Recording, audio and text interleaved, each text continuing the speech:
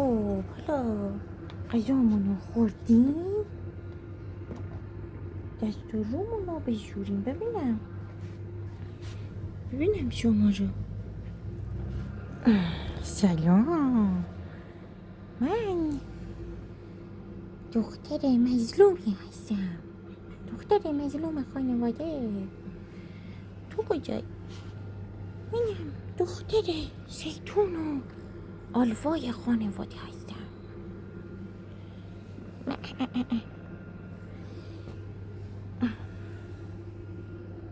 کوچولوها قربونه.